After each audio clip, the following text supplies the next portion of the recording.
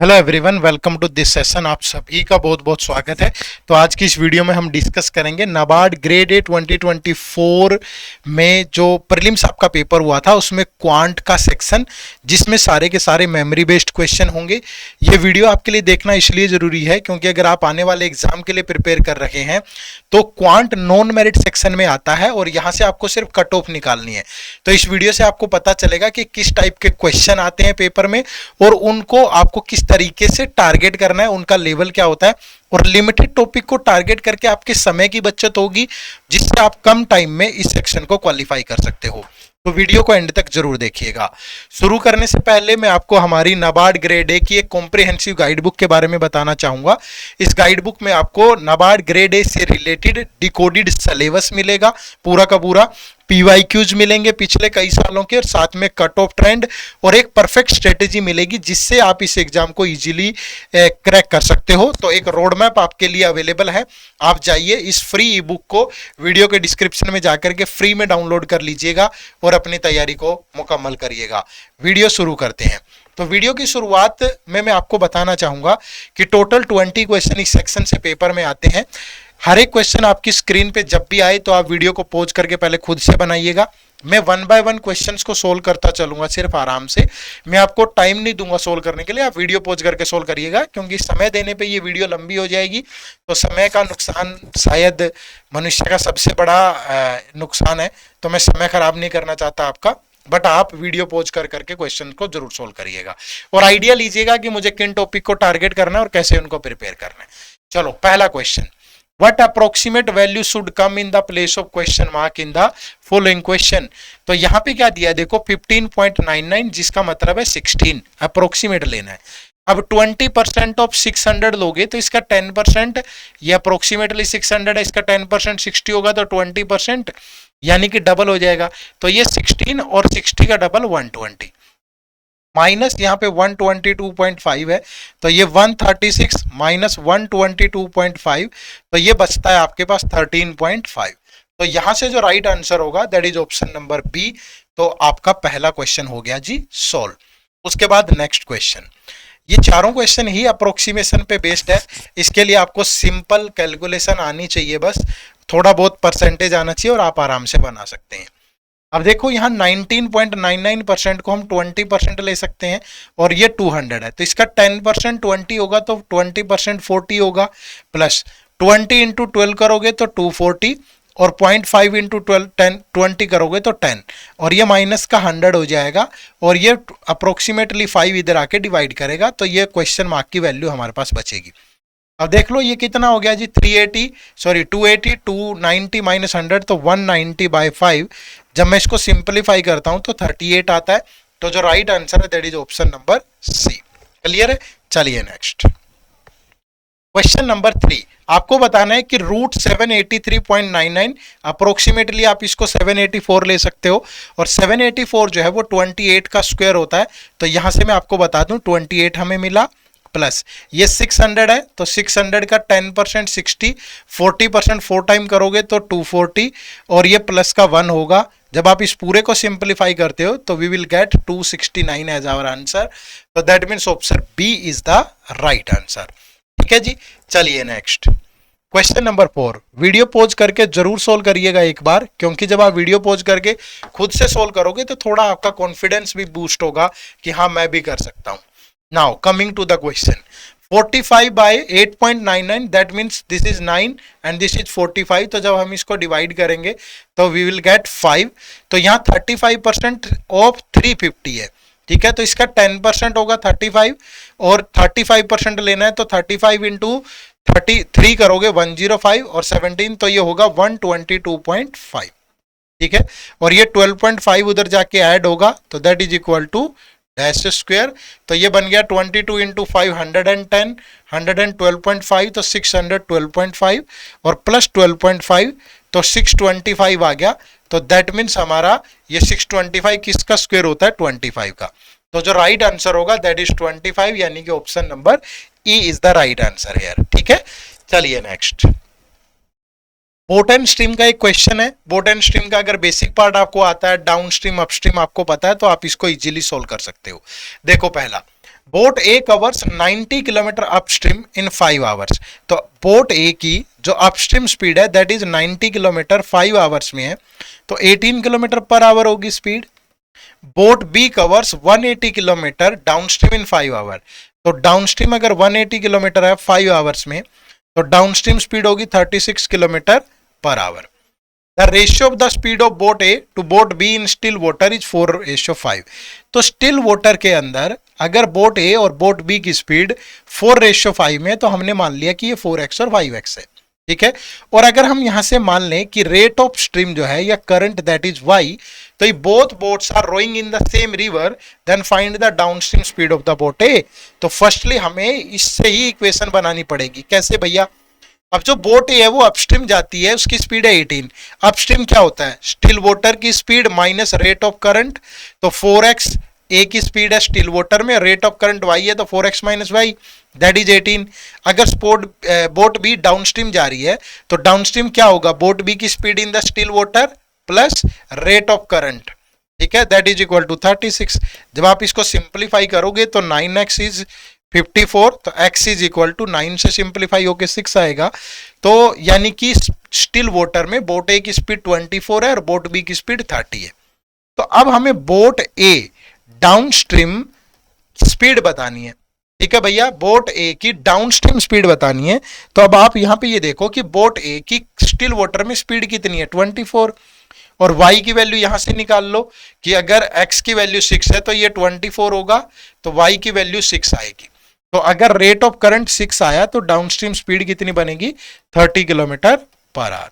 तो यहां पे जो राइट आंसर होगा that is option number A, ठीक है। चलिए नेक्स्ट क्वेश्चन नंबर 6 देखिए। Vessel A contains 40% milk in water and vessel B contains apple juice in water, ठीक है। If two vessel A and B mixed in the ratio of 2:3। अब देखो एक simple सी चीज, अगर हम यहाँ मान के चलें कि अगर दोनों को A और B को 2:3 में मिलाया गया, मिक्स किया गया, तो मैं मान लूं कि इसकी क्वांटिटी टोटल सपोज 2x है और इसकी 3x है, हमने मान लिया। तो इसके अंदर जो मिल्क है वो 40% है, तो 2x का 40% अगर लूं तो 0.8x होगा, 20 मान लो ना, थोड़ा सा 20 और 30x मान लेते हैं, कैलकुलेशन आसान हो जाएगी। तो मिल्क इसमें 40% है इसका, तो 8x मिल्क होगा, बाकी वाटर होगा तो 12x वाटर होगा। अगर यहाँ पे बात करें तो contains Apple juice in water, तो अगर मैं कहूं कि ये एप्पल जूस है और ये वाटर है, ठीक है भाई। अगर मैं कहूं कि एप्पल जूस y है, यहाँ मान लेते हैं अपनी तरफ से, तो जो वाटर बचा वो कितना बचा? 30x टोटल है, 30x माइनस वाई। अब वो क्या कह रहा है आगे देखो कि after adding 20 litre of milk in the final mixture. अब इन दोनों को मिक्स किया गया, जब मिक्स करेंगे तो ये मिल्क है, ये वाटर है और ये एप्पल जूस है भाई। तो मिल्क कितना है? 8x, वाटर कितना है? ये 12x, और ये 30x कितना हो गया? 42x माइनस वाई, और एप्पल जूस कितना है? y। अब 20 लीटर अगर मिल्क ऐड कर दें तो ये जो फाइनल रेशियो बन जाता है दैट इज 8:5:16 बन जाता है, ठीक है भाई। तो सॉरी, मिल्क, एप्पल जूस और वाटर, तो वाटर 16 है, सॉरी हमने उल्टा सीधा लिख दिया था इसको आगे पीछे भाई। अब इसको सोल्व कर लो। अब कैसे सोल्व कर सकते हो भाई? इक्वेशन बनेंगी दो, ठीक है। तो इक्वेशन अगर दो बनाएं तो ये बन गया 8x + 20, और एप्पल जूस के साथ बनाऊं तो 8/5 होगा, ठीक है। तो यहां से बन सकती है एक equation 40x + 100 that is equal to 8y। तो 40x minus 8y that is equal to minus का 100, ठीक है। तो y की वैल्यू अच्छी खासी आएगी, मतलब what is the quantity of apple juice in vessel B. चलिए देखते हैं। अब एक इक्वेशन यहां से बना लो भाई, 42x minus y divide by y that is 16/5। तो ये 5 2 जा 210x minus 5y that is 16y। तो ये उधर जाके ऐड हो जाएगा, तो 21y minus 210x that is equal to 0, ठीक है। इनको सोल्व कर लेते हैं। अब अगर इसी इक्वेशन को 21 से मल्टीप्लाई करें तो 840x minus 168y that is minus 2100। इसको 8 से मल्टीप्लाई करें तो 168y minus 08168 that is equal to 0। ये कैंसिल हो गया, तो ये बचेगा माइनस का 840x that is equal to minus का 2100, ये कैंसिल, तो x की वैल्यू 21 से गई 40x, 21 से गया 100, 0 से 0, तो x की वैल्यू आ गई 2.5। ठीक है, x की वैल्यू 2.5 अगर यहाँ रख दें तो y की वैल्यू आ जाएगी, और y ही था what is the quantity of juice, तो ये हो गया जी 40 इंटू एक्स है 2.5 प्लस 100 दैट इज 8y, तो 8y इज इक्वल टू ये 100 200, तो y की वैल्यू आ गई 25 लीटर। तो जो राइट आंसर है that is option number B. इस तरह के सवालों को पेपर में टच मत करें, क्योंकि आपके पास कंपोजिट टाइम होता है नाबार्ड में, तो ऐसे सवालों में टाइम वेस्ट होगा। ठीक है, तो ऐसे सवाल पेपर में मत अटेम्प्ट करो, एक बार के लिए छोड़ दो। आपको पेपर में क्वेश्चंस को ढंग से चूज करना बहुत जरूरी है, ताकि आपका समय बचे। अब कोई बच्चा नाबार्ड के पेपर में मैथ के 15 क्वेश्चन कराया और एग्जैक्ट है, सारे सही हैं बिल्कुल, कोई फायदा नहीं है बच्चे, आपने टाइम वेस्ट किया है, ये मूर्खता है। आपकी कट ऑफ 5-6 मार्क्स जाती है 5-6, तो आप ज्यादा से ज्यादा 10 क्वेश्चन अटेम्प्ट कर लो विद एक्यूरेसी की, चलो एक आध बाई चांस गलत भी हो गया तो भी आपकी कट ऑफ आराम से निकल जाए। लेकिन जो यहाँ 5 क्वेश्चन करने में फालतू की 6-7-8 मिनट बर्बाद करी है, वो किसी दूसरे सेक्शन में लगा देते। थोड़ी मूर्खता नहीं करनी है, हमें अच्छे से पेपर हैंडल करना है। तो आपको पेपर अटेम्प्ट करने का आर्ट भी आना चाहिए। ठीक है, चलो question number 7, income of A is 30% more than the income of B. ये ए है, ये बी है, तो ए और बी की इनकम में जो रेशियो है, ए की इनकम बी से 30% ज्यादा है, ये 100 है तो ये 130 है। A saves 25% off his income while B saves this. तो जो सेविंग है, ठीक है, अगर मैं इसको एक्स की फॉर्म में ले लूं, ए 25%, इसका 25% होगा कितना भैया, 100 का 25 और 30 का 25% 7.5। अरे यार गड़बड़ कर दिया, 25 है ना, तो इसका 25% 1/4, तो ये हो गया 4 से गया 3, तो 32.5x होगा। ठीक है, 7.5 और 25, और जो B है ये सेव करता है 2600।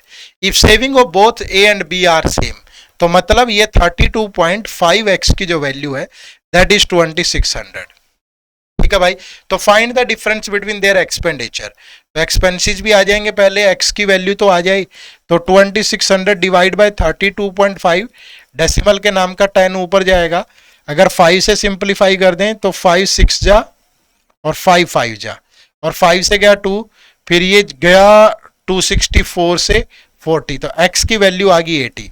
तो अगर इनकम की बात करूं तो 13 इंटू 8 104, 10,400 ए की इनकम होगी और बी की इनकम होगी 8,000, और 32.5 इंटू 80 0.580 40 और 32, अगर ये इक्वल है तो सिंपली 2600 और ये भी 2600 भाई। ठीक है, तो दोनों के एक्सपेंसेस में डिफरेंस क्या होगा, इसका एक्सपेंस होगा 0, 14 माइनस 6 8, 9 माइनस 2 7, इसका एक्सपेंस होगा 5400। तो दोनों में अगर डिफरेंस देखें तो 2400 का है, that is given in the option number B. तो यही आपके क्वेश्चन का राइट आंसर है। ठीक है, चलो नेक्स्ट क्वेश्चन नंबर 8, अगेन थोड़ा सा एक लेंदी सा क्वेश्चन है, एक बार के लिए आप स्किप कर सकते हैं पेपर में। देखें क्या है, cost price and selling price of an article are in the ratio CP और एसपी, वो 4:5 में है।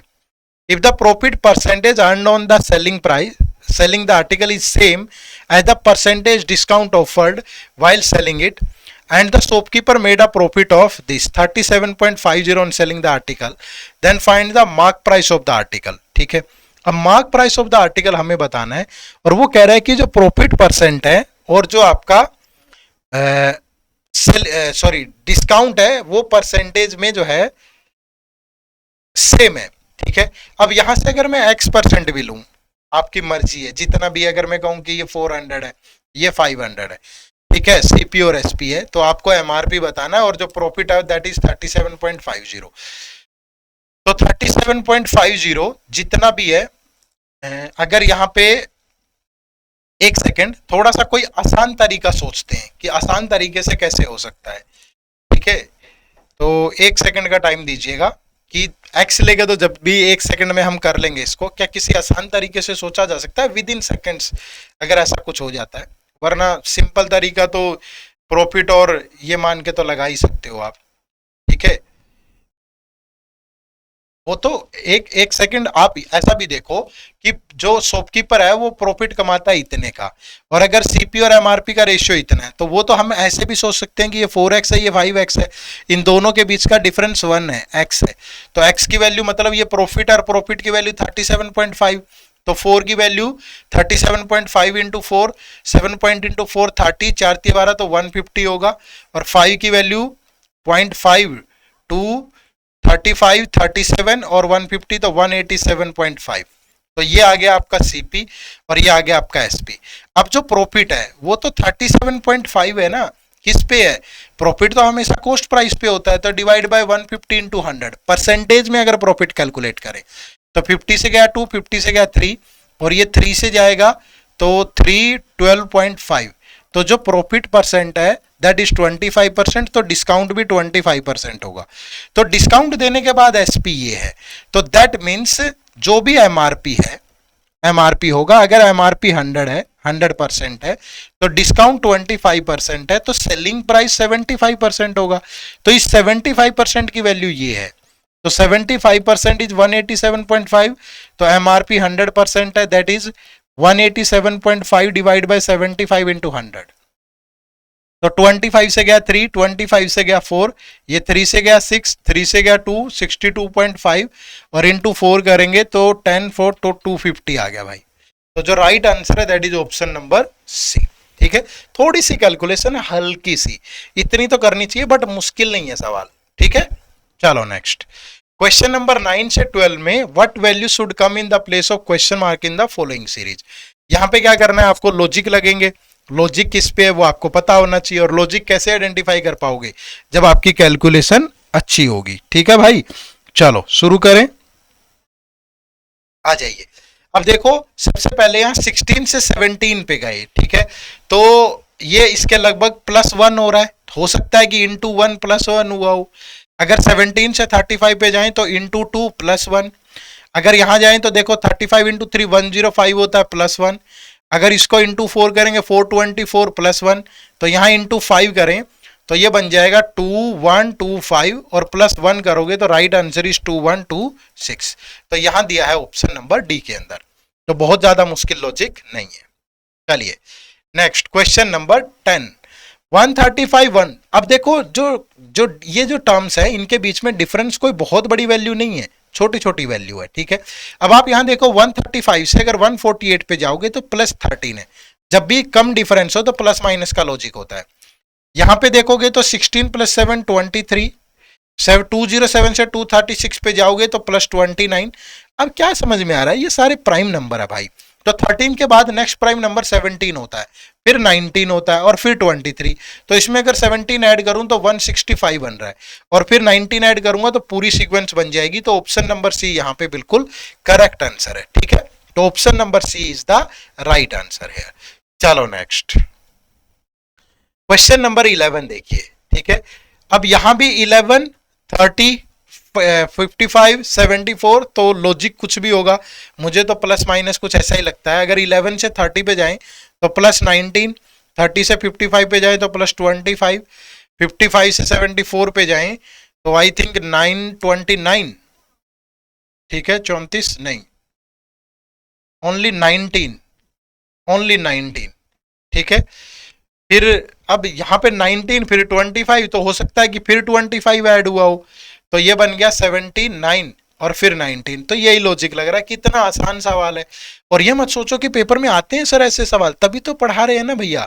ठीक है, प्रॉपर टीम देके आती है एग्जाम, उन्हीं के बेस पे बनाया गया है, ऑफलाइन तो होता नहीं है, मेमोरी बेस्ड पेपर है। ठीक है, तो मुश्किल नहीं आता है। देखिएगा क्वेश्चन नंबर 12, अब आगे देखो 4 से 8, 8 से 12, 24, देखने में तो बड़ा आसान लग रहा है। कैसे? क्योंकि अगर इसका हाफ कर दें, इसको डबल कर दें 2 से मल्टीप्लाई, अगर इंटू 1.5 कर दें, अगर इंटू 2 कर दें, अगर इंटू 1.5 कर दें, तो अगेन यहाँ इंटू 2 कर दें 72, और फिर इंटू 1.5 करोगे तो ये बिल्कुल लॉजिकल सीक्वेंस बनेगी। तो right answer is option number ई, यानी 72 आपके सवाल का बिल्कुल सही जवाब होगा। ठीक है, चलो नेक्स्ट। अब क्वेश्चन नंबर 13 से 15 पे जाने के लिए हमें ये एक डीआई है, इसको कैसलेट डीआई बोलते हैं। तो इसको सोल्व करना पड़ेगा, कुछ इन्फॉर्मेशन है, चलिए पढ़ते हैं और इसे सोल्व करते हैं। Answer the question based on the information given below. There are three state A, B and C. The total number of math teacher in state C. The total number of science teacher. तो मुझे लगता है math और science ही बोला है, ठीक है। तो 3 स्टेट है, तो एक टेबल बनाएंगे, इस टेबल में पहले स्टेट आ जाएंगे और स्टेट भी 3 है भैया। पहले A स्टेट है, फिर B स्टेट है, फिर C स्टेट है, फिर यहाँ पे मैथ टीचर की बात हो रही है, फिर यहाँ पे साइंस टीचर की बात हो रही है, और फिर हर स्टेट के अंदर टोटल टीचर भी होंगे कुछ, ठीक है। चलो, the total number of math teacher in state C is 40% more than the number of science teacher in state A. अब स्टेट ए के अंदर ये साइंस टीचर अगर 100x है, तो स्टेट सी के अंदर 40% मोर है नंबर ऑफ मैथ टीचर, तो मैथ टीचर 140x होंगे, एक बार के लिए मान लेते हैं। आगे देखो, the number of math teacher in state A is 200 more than the number of math teacher in state C. यहां जो मैथ टीचर है ये 200 मोर है स्टेट सी से, तो स्टेट सी में मैथ टीचर है 140x, तो इससे 200 ज्यादा होंगे ये, ठीक है। आगे चलते हैं, the number of science teacher in state C, इसकी बात हो रही है, is equal to the average number of science and math teacher in state A. इन दोनों की एवरेज, इन दोनों की एवरेज क्या होगी, ये 50x आएगा और ये 70x, तो 120x, ठीक है। और 100 200 का हाफ हो गया 100। एवरेज के लिए तो दोनों का सम करके 2 से डिवाइड करेंगे। आ जाइए, the sum of the number of science teacher in state C, science teacher in state C and the math teacher in state B, और यहां जो टीचर होंगे is equal to the number of math teacher in state A, ठीक है। तो इन दोनों का सम इसके बराबर है भैया, तो इसमें से इसको माइनस कर दो तो ये आ जाएगा, तो ये आ गया 20x प्लस 100, ठीक है। अब आगे देखो क्या कह रहा है, the total number of science teacher in all the 3 state is 950, total science teacher is 950। The total number of math teacher in state B is 150, state B के अंदर मैथ टीचर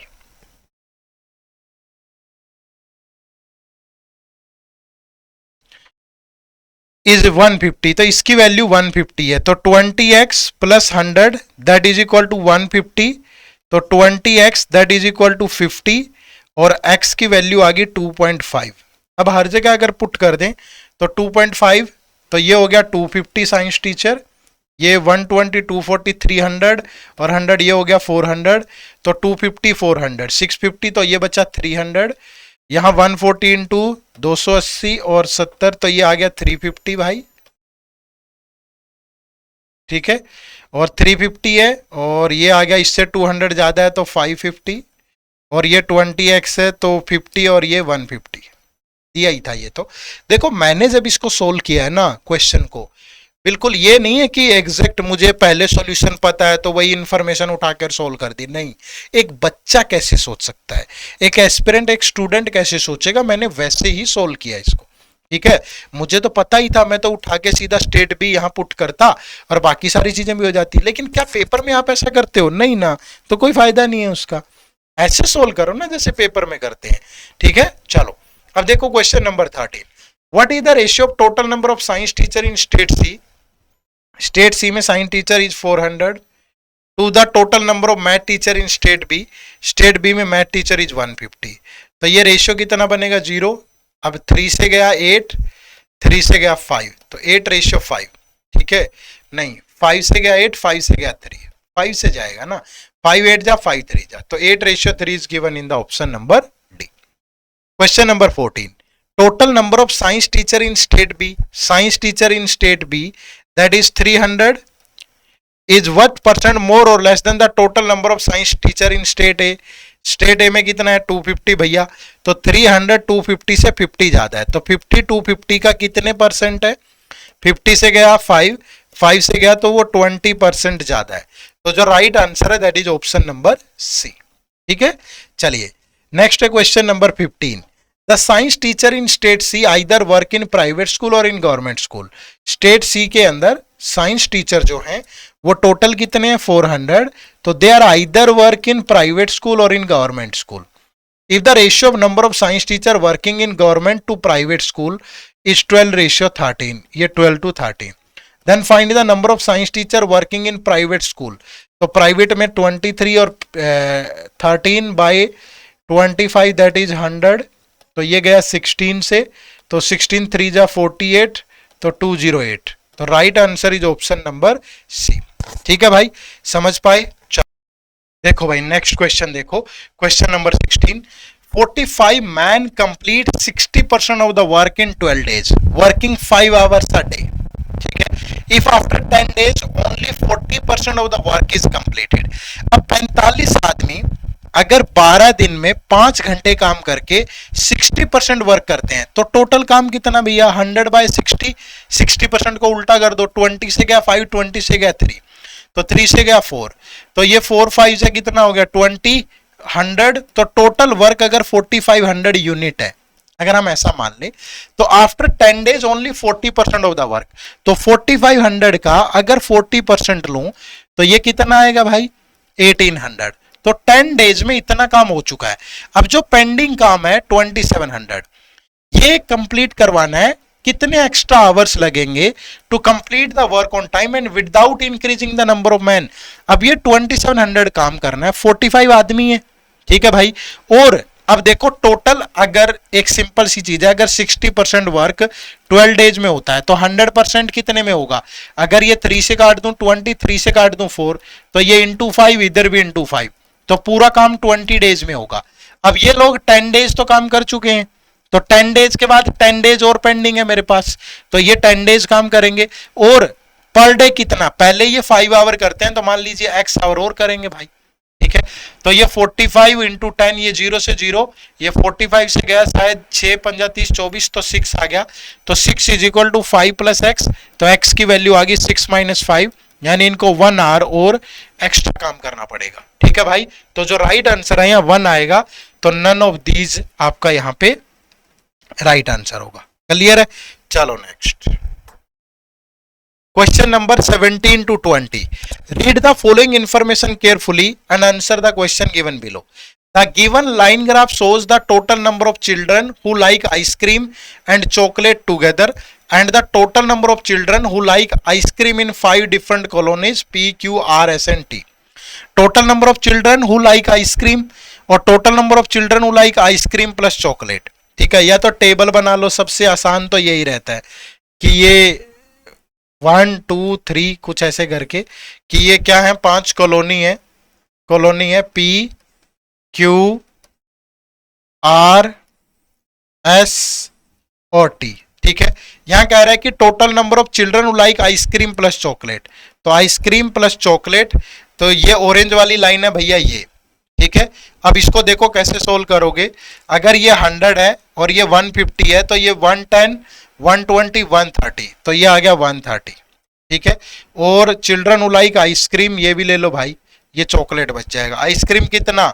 ये अगर 50 है, ये 60 है, ये 70 है, तो ये 80 है। ठीक है, अब अगर यहां देखोगे तो नंबर ऑफ, ये पूरा ये यहां पे होगा, ये यहां पे होगा, ये वाली लाइन कितने की है भैया? अगर ये 200 है तो ये 180, तो टोटल होगी 180 क्यू कॉलोनी में, और ये 110 लाइक आइसक्रीम। अगर आर की बात करोगे तो आर में ये हो गया 220। ठीक है, और अगर आइसक्रीम देखें तो ये यहाँ पे मतलब 100 से नीचे है तो 90। ठीक है, और अगर यहाँ देखें, थोड़ा लाइन का इश्यू ना हो बस, ये 200 है कॉलोनी एस वाले, और एस वाले ये 50 है, तो 1 सेकेंड प्लीज, 50 60 70 80, तो 80 है।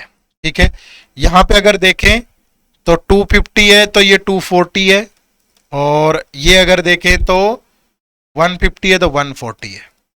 ठीक है, तो चॉकलेट कितना बचेगा? 130 माइनस 80 50, 180 माइनस 110 70, 220 माइनस 90 140, सॉरी 130, ये 200 minus 80 120, 240 minus 140 100।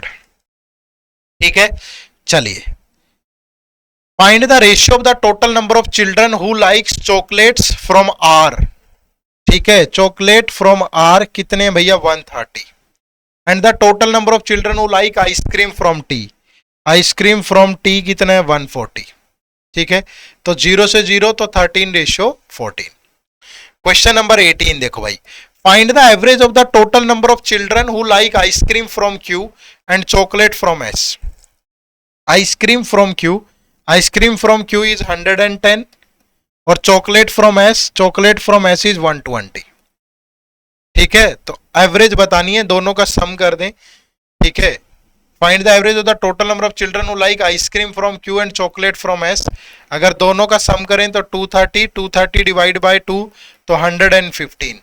Right answer is option number C. Question number 19, if the total number of children in colony A who like ice cream and chocolate together, ठीक है, ice cream and chocolate together in colony A is 20% more than that of R. R में कितने हैं 220, तो 220 का 20% लोगे 44, तो that becomes 264। Then find the difference between total number of children who like ice cream and chocolate together in T and A, ठीक है। तो टी एंड ए, टी में कितने हैं भैया 240, ठीक है। तो इन दोनों का अगर डिफरेंस लें तो कितना 24। तो right answer is option number D. Next question number 20, total number of children who like ice cream from R, total number of children who like ice cream from R. तो आइसक्रीम कौन है, चलो इस क्वेश्चन का सवाल आप लोग बताओगे, आंसर सॉरी होमवर्क दे रहा हूं मैं आपको, सभी बच्चे कमेंट करके बताइए कि इस पर्टिकुलर सवाल का आंसर क्या होगा। तो फटाफट कमेंट सेक्शन में जाओ और जाकर के टाइप करो कि इस पर्टिकुलर क्वेश्चन का आंसर क्या होने वाला है। तो ये था आज का हमारा सेशन, लेकिन एक सूचना और आप लोगों के साथ में यह शेयर करना चाहूंगा कि अगर आप नाबार्ड ग्रेड ए की तैयारी कर रहे हैं, जाहिर सी बात है कर ही रहे होंगे, ठीक है। तो अगर आप तैयारी कर रहे हैं और आपको प्रिपरेशन से रिलेटेड कुछ भी डाउट है या आप एक अच्छे कंटेंट की तलाश में है कि कहां से मैं प्रिपेयर कर सकता हूं, तो आपको सिंपली हमारी वेबसाइट विजिट करनी है edutap.in। जब आप हमारी वेबसाइट विजिट करेंगे तो ये पेज ओपन होगा और यहाँ कोर्सेज के सेक्शन में जाकर के आप जाएंगे नाबार्ड ग्रेड ए कोर्सेज पे, और नाबार्ड ग्रेड ए कोर्सेज पे जाने के बाद आपको ये सारे हमारे कोर्सेज मिलेंगे, जिसमें नाबार्ड ग्रेड ए का हमारा गोल्ड पैक है। इस गोल्ड पैक में आपको फेज 1, फेज 2 और इंटरव्यू, मतलब आपको एक कंप्लीट प्रिपरेशन में ये आपकी हेल्प करेगा। ये हमारा सिल्वर पैक है जिसमें फेज 1 नहीं होता, फेज 2 और इंटरव्यू है, और ये हमारी फेज 1 और 2 की टेस्ट सीरीज भी है। तो ये कोर्सेज आपकी काफी हेल्प करेंगे आपकी प्रिपरेशन जर्नी में, अगर आप लिमिटेड टाइम में अच्छे से एक स्ट्रक्चर्ड वे में प्रिपरेशन करना चाहते हैं। तो इन कोर्सेज से भी आप जरूर जुड़िएगा, मैं उम्मीद करूंगा कि आपको इनसे बहुत सारा बेनिफिट होने वाला है, ठीक है। चलो तो एंड करते हैं सेशन को। आप सबका बहुत बहुत शुक्रिया, थैंक यू वेरी मच। जय हिंद, जय भारत।